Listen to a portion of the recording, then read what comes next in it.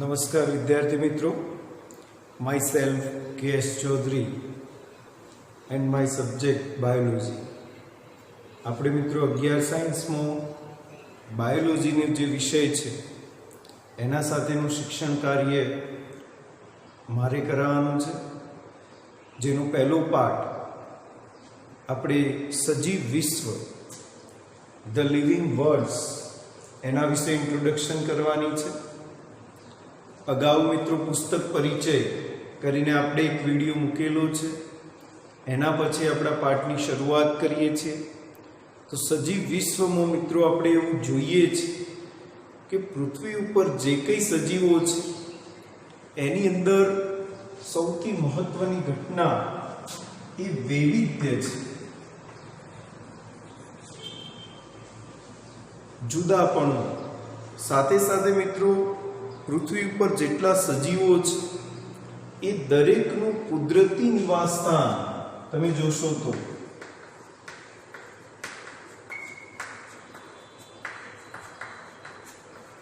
તો એ પણ મિત્રો આપણને જુદા જુદા કુદરતી નિવાસસ્થાનો આપેલા છે.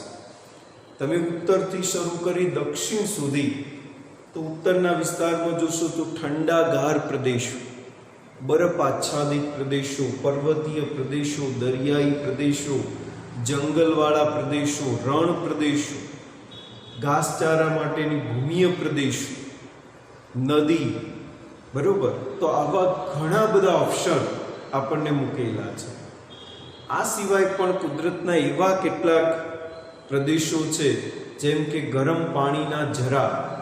મિત્રો 100°C જેટલું તાપમાન હોવા છતાં પણ તેઓ પણ સજીવો વસે છે. પૃથ્વી ઉપરના દરેક વિસ્તારમાં કોઈ ને કોઈ સજીવ તેઓ વસે જ છે. એટલા માટે મિત્રો આપણને ઇન્ટ્રોડ્યુસ કરેલા છે સજીવ વિશ્વના કુદરતી નિવાસસ્થાન. આપણી બુકમાં મિત્રો પહેલા એક બીજી બે વાતો પણ કરી છે કે સજીવ વિશ્વમાં સૌથી મોટો પ્રશ્ન છે કે સજીવ અને નિર્જીવ એટલે શું.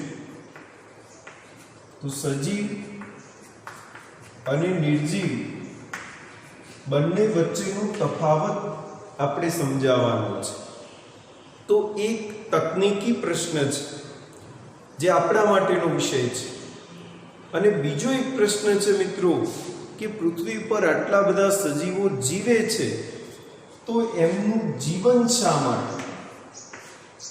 તો આ મિત્રો ફિલોસોફીનો પ્રશ્ન છે, તત્વજ્ઞાન, જે મિત્રો આર્ટ્સ વિભાગ સાથે સંકળાયેલો વિષય છે, જેમાં તમે આધ્યાત્મિક વ્યવસ્થા સાથે જોડાઈ શકો છો કે જીવન શા માટે, કેમ સજીવ અહીંયો જીવન જીવે છે ને શું કરે છે. તો એના દરેક ધર્મ, દરેક વિચારક, દરેક તત્વચિંતક, ફિલોસોફર એ પોતાના મગજથી જીવનની અલગ અલગ વ્યાખ્યાઓ આપી છે. પરંતુ આપણે સાયન્સ ભણી રહ્યા છે તો આપણો પ્રશ્ન વૈજ્ઞાનિક દ્રષ્ટિકોણથી સજીવ એટલે શું, બરોબર. તો નાના ધોરણોમાં આપણે આના ઘણા બધા પ્રશ્નો લખેલા છે, જોયેલા છે, જેની પહેલી જ વ્યવસ્થા આપણે એવું લખી શકીએ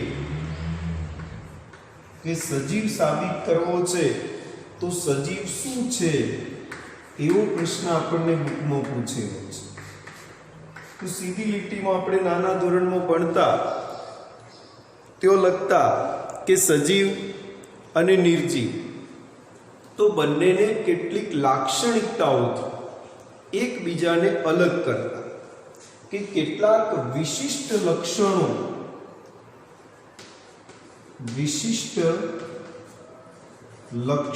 પ્રદર્શિત કરે એ સજીવ, અને જે આવા વિશિષ્ટ લક્ષણો પ્રદર્શિત કરતો નથી એને આપણે નિર્જીવ કહેતા.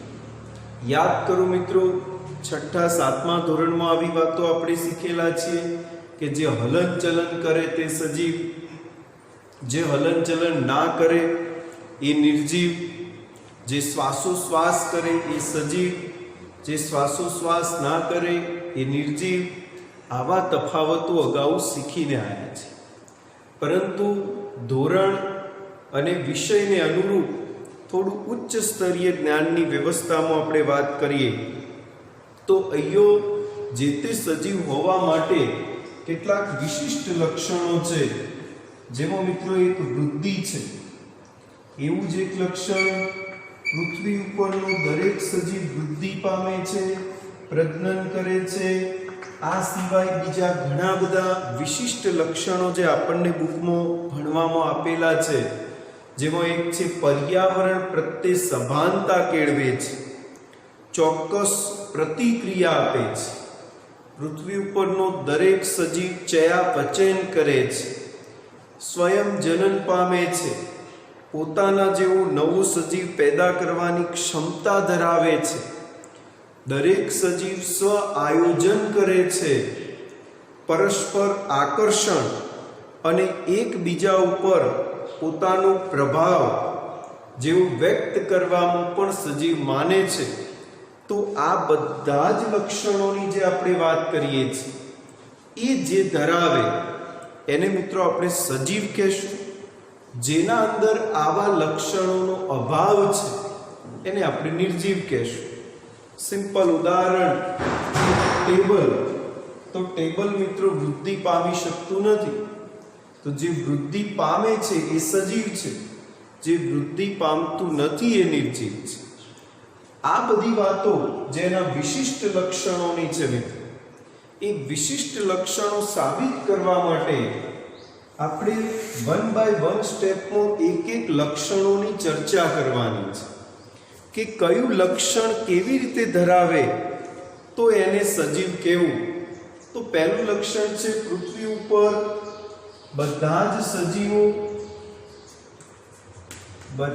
સજીવો વૃદ્ધિ પામે છે.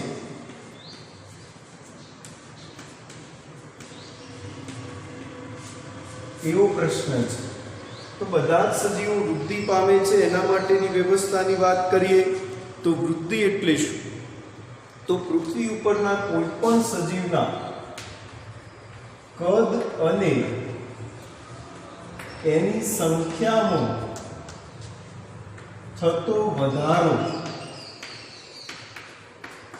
એને મિત્રો આપણે એની વૃદ્ધિ થઈ એવું કહેવાય. કદ વધે, એની સાઈઝ વધે, અથવા તો પોતાની જે સંખ્યા છે, એક કોષી છે, બહુકોષી છે, તો એની કોષોની કુલ સંખ્યામાં જે વધારો થાય છે એને આપણે એની વૃદ્ધિ તરીકે ઓળખીએ છીએ. આવી જે વૃદ્ધિ થવા માટે મિત્રો એના પાસે ક્રિયા છે જેનું નામ છે કોષ વિભાજન. કોષ વિભાજન શબ્દ પણ મિત્રો તમે 10મામાં ભણેલા છો કે કોઈ પણ કોષ એના એકમાંથી 2 થવું એને કોષ વિભાજનની ક્રિયા તરીકે ઓળખીએ છીએ. તો કોઈ પણ કોષનું કદ વધવું, સંખ્યા વધવી, એનો મતલબ કે એક કોષી સજીવ છે કે બહુકોષી સજીવ છે, તો એ કોષ વિભાજનની ક્રિયા દ્વારા પોતે વૃદ્ધિ પામે છે. બરોબર. આની અંદર પણ કેટલીક વ્યવસ્થાઓ આપી છે મિત્રો કે કોઈ પણ વનસ્પતિ હોય તો વનસ્પતિ એ પોતે જીવન પર્યંત વૃદ્ધિ પામે છે. એનો મતલબ કે તમે જોયું હશે મિત્રો, વર્ષો વર્ષનું કોઈ પણ વનસ્પતિનું વૃક્ષ સતત ને સતત વૃદ્ધિ પામતી છે, એની કોઈ લિમિટ નથી. બરોબર. પરંતુ એના સામે પ્રાણી સૃષ્ટિની વાત કરી છે મિત્રો કે પૃથ્વી ઉપરનું કોઈ પણ પ્રાણી તો એ મર્યાદિત સમય માટે પોતે વૃદ્ધિ દર્શાવે છે. તમે જોયું હશે કે મિત્રો કોઈને આપણી જે ઉંમર છે એમાં મિત્રો જ્યારે બાલ્ય અવસ્થામાં આપણો જન્મ થાય ત્યાંથી શરૂ કરી અને વૃદ્ધિ શરૂ થતી હોય છે. પહેલા સતત વિકસતા લાગો. માનો કે તમે અત્યારે જે 9મા 10મા ધોરણમાં આવ્યા, 11મામાં આવ્યા, હવે 12મામાં જશો, કોલેજના 3 વર્ષ કરશો, આ સમયગાળા દરમિયાન તમારું કાયાનું સંપૂર્ણ રૂપાંતરણ થશે, કારણ કે વૃદ્ધિ પામી રહ્યા છો.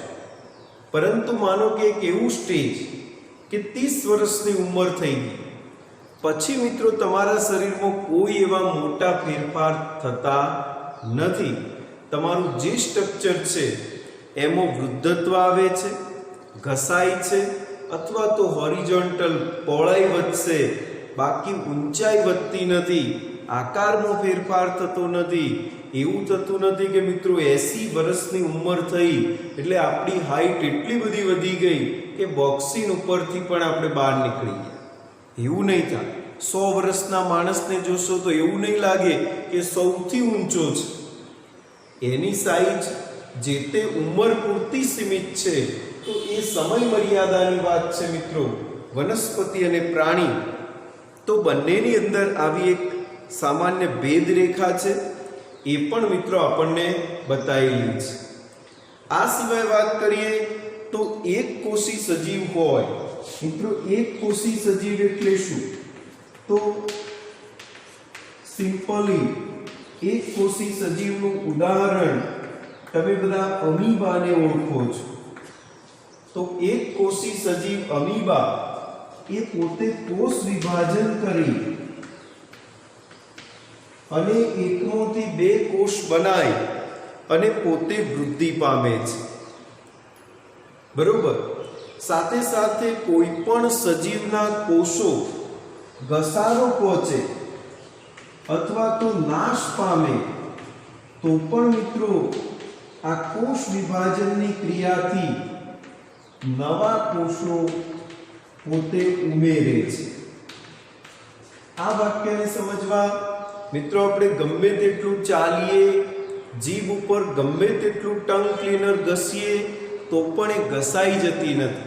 બરોબર. પગ ક્યારે એવું થતું નથી કે આપણે ઉંમર થઈ હવે ઢીંચણ સુધી ઘસાઈ. તો એની અંદર પહોંચતો જે ઘસારો છે મિત્રો, દરરોજ ઘસારો તો પહોંચે જ છે, પરંતુ એને પહોંચી વળવા માટે કોષ વિભાજનની ક્રિયા છે અને એનાથી જે ઘસાયેલા કોષો છે એના બદલામાં નવા કોષો સતત ઉમેરાતા જાય છે. તો આમ કોષોની સંખ્યામાં વધારો થાય છે, એના કદમાં વધારો થાય છે. તો આ બધી જ ઘટનાઓ વૃદ્ધિ સાથે જોડાયેલી છે. આની સીધી અસર મિત્રો નિર્જીવ સજીવ સાથે વાત કરીએ અથવા તો નિર્જીવ જે છે એ આવી કોઈ ક્રિયામાં ભાગ લેતું નથી. માનો કે પર્વતનો ઢગલો છે, બરોબર, રેતીનો ઢગલો છે, તો એની અંદર કોઈ મોટો ફેરફાર થતો નથી. ઘસારો થશે, ઘટશે ખરા, વધશે નહીં. આપણો પ્રશ્ન છે પૃથ્વી ઉપરનો બધા જ સજીવો વૃદ્ધિ પામે છે. તો આ મિત્રો એની એક વિશિષ્ટ લાક્ષણિકતા છે જેનાથી આપણે કહી શકીએ કે પૃથ્વી ઉપરના સજીવો વૃદ્ધિ પામે છે.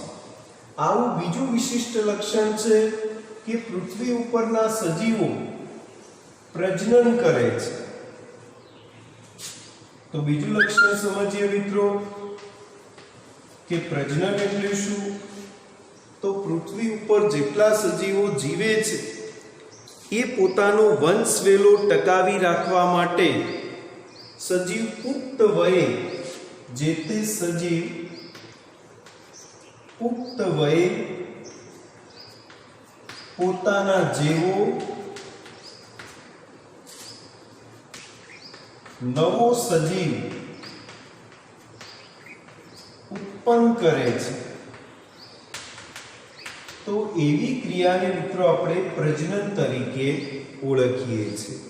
તો બહુકોષી સજીવોમાં પણ પ્રજનનની ક્રિયા છે. નવા સજીવનું સર્જન કરવું એ મિત્રો ઘટના પ્રજનન સાથે જોડાયેલી છે. પૃથ્વી ઉપરના પ્રાણીઓ જે છે એની અંદર 2 પ્રકારની પ્રજનનની વ્યવસ્થા છે. એક અલિંગી પ્રજનન છે, એક લિંગી પ્રકારનું પ્રજનન છે.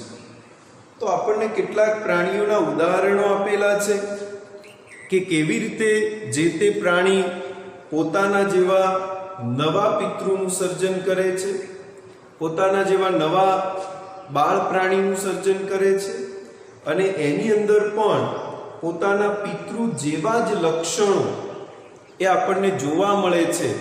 તો એવી વ્યવસ્થા અલિંગી પ્રજનન છે. અને બીજી વ્યવસ્થા મિત્રો લિંગી પ્રજનનની વ્યવસ્થા છે. તમે બુકમાં જોશો તો કેટલાક ઉદાહરણો આપેલા છે કે ફૂગ છે, તો ફૂગ એ અલિંગી પ્રજનન દ્વારા પોતે લાખોની સંખ્યામાં પોતાના નવા બીજાણુઓ ઉત્પન્ન કરે છે, બહુગુણિત કરે છે અને એવી સરળ પદ્ધતિથી પોતે પ્રજનન કરે છે. તો ફૂગ છે એ પોતાના જે બીજાણુ છે એ બીજાણુ ઉત્પન્ન કરવા અને એના માટેનું કામ છે અલિંગી પ્રજનન. બરોબર. આવું બીજું ઉદાહરણ પણ આપણને આપ્યું છે મિત્રો, જેમાં ઈષ્ટ છે. ઈષ્ટ તમે ઓળખો છો, એક કોષી ફૂગ છે જેમાં અસમ વિભાજન કરી આવું એક કલિકા સર્જન કરે છે. અને બીજું એવું એક પ્રાણી છે મિત્રો જે હાઇડ્રા નામ છે. એ પણ મિત્રો આવી એક વ્યવસ્થા ધરાવતું પ્રાણી છે જે પોતાના શરીર ઉપર આવી નાની એક કલિકા સર્જે છે. તો આ વ્યવસ્થા કલિકા સર્જન દ્વારા એ શું કરશે, તો પોતાના શરીરના કોષોમાં સમવિભાજન પ્રેરી અને એક વિશિષ્ટ પ્રકારની બળની વ્યવસ્થા કરશે. એ કલિકા પોતાના શરીરમાંથી અમુક સમય પછી છૂટી પાડી દેશે, જેથી એ નવું બાળ પ્રાણી પૃથ્વી ઉપર અસ્તિત્વમાં આવશે. તો આવી વ્યવસ્થાના ઉદાહરણો આપણને હાઇડ્રા પણ આપેલું છે, ઈષ્ટ પણ આપેલું છે. આ પણ મિત્રો અલિંગી પ્રજનન છે, જેને આપણે કલિકા સર્જન દ્વારા અલિંગી પ્રજનન કરતા પ્રાણીઓ. તો આ આપણો એક ઓબ્જેક્ટિવ છે કે કયા પ્રાણીઓ એવા છે જે કલિકા સર્જન દ્વારા અલિંગી પ્રજનન દર્શાવે. એના સિવાય મિત્રો આપણને બીજા ઉદાહરણો આપેલા છે, જેમાં બહુ સરસ એક ઉદાહરણ છે પ્લેનેરિયા.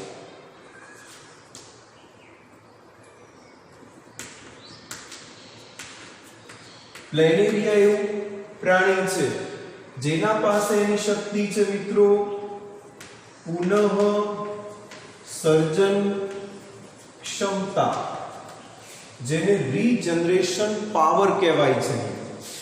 આની અંદર આ જે પ્લેનેરિયા હોય એના શરીરના જો તમે 3 ટુકડા કરી નાખો તો ત્રણેય ટુકડામાં શીર્ષ છે, આ ધડ છે, આ પૂંછડી છે. તો 3 ટુકડા ફરીથી નવી વ્યવસ્થા અસ્તિત્વમાં આવશે અને 3 નવા પ્લેનેરિયા પૃથ્વી ઉપર અસ્તિત્વમાં આવે છે.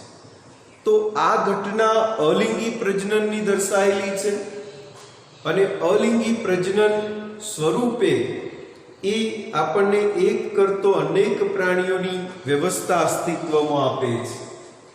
આ સિવાય મિત્રો જે ફૂગ એના તંતુઓ છે, લીલ છે, તો આ બધા અવખંડન દ્વારા એટલે કે પોતાના શરીરના ટુકડા થવા અથવા તો ખંડ થવા એને અવખંડન કહેશું. અને જેટલા ટુકડા એ લીલ અથવા ફૂગના જોવા મળશે એટલા પ્રમાણમાં નવા સજીવો પૃથ્વી પર અસ્તિત્વમાં આવે છે. તો એ પણ મિત્રો એક અલિંગી પ્રજનનની પદ્ધતિ છે. આ સિવાય આપણને બેક્ટેરિયા છે, એક કોષી સજીવો છે, આ બધા પણ પ્રજનન એની જે સિસ્ટમ છે એને જ વૃદ્ધિ સાથે સરખામણી કરી શકાય છે. કારણ કે એક કોષી સજીવ હોય તો એમાં ધારો કે આ અમીબા છે તો એના એકમાંથી 2 ટુકડા બને અને 2 અમીબા અસ્તિત્વમાં આવે. તો આ પણ મિત્રો બાળ પ્રાણી અસ્તિત્વમાં આવે. તો એ પરિસ્થિતિમાં એને અલિંગી પ્રજનન કહેવાય. પરંતુ આ ક્રિયા શું છે? તો ક્રિયા મિત્રો કોષ વિભાજન છે. એટલા માટે એક કોષી સજીવ માટે જે વૃદ્ધિ છે એ જ મિત્રો એનું પ્રજનન છે. એ બંને ઘટનાઓ એક કોષી સજીવમાં આપણે સાથે જોડી શકીએ છીએ. આમ પૃથ્વી ઉપર ઘણી બધી સંખ્યામાં જે તે સજીવો પ્રજનન કરે છે, પરંતુ પ્રજનનની કેટલીક મર્યાદાઓ છે કે કેટલાક સજીવો હોવા છતાં પણ પ્રજનન કરી શકતા નથી. એમોની એક વ્યવસ્થા છે મિત્રો, ખચ્ચર નામનું જે પ્રાણી છે, જે ગધેડા અને ઘોડાની જાતિનું કોમ્બિનેશન છે. તો ખચ્ચર એ વંધ્ય પ્રાણી છે. એમાં કોઈ માદા નથી, કોઈ નર નથી, એટલે એનું જીવન મિત્રો માનવ સ્વાર્થ માટે બનાવેલું એક પ્રાણી છે, જેને આગળની જીવન પ્રક્રિયા કુદરતી રીતે જોડાઈ શકે એવી નથી. એમાં એને કોઈ નર પ્રાણી પણ મળતું નથી, માદા પ્રાણી પણ મળતું નથી. તો એ સજીવ હોવા છતાં પણ પ્રજનન કરી શકતું નથી. તો યો પ્રજનન ન કરી શકે એવા પ્રાણી છે. એ જ રીતે મિત્રો એક છે વંધ્ય માનવજાત. કેટલાક માનવો એવા છે જેના શરીરમાં મેલ ફિમેલના ચોક્કસ કેરેક્ટરો અલ્પ વિકસિત છે, જેના કારણે નવા સજીવને ઉત્પન્ન કરી શકતા નથી. તો એ પણ એમની એક મર્યાદા છે. આ સિવાય મધમાખીમાં તમે મિત્રો જોયું હોય તો વંધ્ય કામદાર માખી. આ વંધ્ય કામદાર માખી એ પણ એવી વ્યવસ્થા છે મિત્રો. મધમાખીની સમાજ વ્યવસ્થામાં એક રાણી મધમાખી હોય છે, બીજા નર હોય છે, અને જે મિત્રો મધ ભેગું કરે છે એવું કામ કરતા વંધ્ય કામદાર છે, જેમને માત્ર કામ જ કરવાનું, એનું જીવન પૂરું થાય એટલે મરી જાય. તો એ પોતે સજીવ હોવા છતાં પ્રજનન કરી શકતા નથી, નવા પ્રાણીને જન્મ આપી શકતા નથી. છતાં પણ મિત્રો આપણી વ્યવસ્થામાં એને સજીવ તરીકે ઓળખીએ છીએ. તો આ કેટલીક મર્યાદાઓને ધ્યાનમાં રાખીને પૃથ્વી ઉપરનો લગભગ દરેક સજીવ એ પ્રજનન કરે છે. બરોબર? તો આ બે વિશિષ્ટ લક્ષણો થયા. એના સિવાય બીજા થોડાક વિશિષ્ટ લક્ષણો છે, જેમાં એક ચયાપચય છે, એક પ્રતિક્રિયા, પર્યાવરણ પ્રત્યે પ્રતિક્રિયા છે, અને કેટલાક દરેક સજીવમાં કેટલાક વિશિષ્ટ લક્ષણો છે. એ પણ મિત્રો આપણે નેક્સ્ટ લેક્ચરમાં જોઈશું. તો અહીં સુધી બે જ કેરેક્ટર, એક સજીવ વૃદ્ધિ પામે છે અને બીજું છે સજીવ પ્રજનન કરે છે. તો સજીવ હોવા માટેના લક્ષણો છે. પૃથ્વી ઉપર જે નિર્જીવ છે મિત્રો, એ ક્યારે બાળ પ્રાણીને જન્મ આપી શકતું નથી.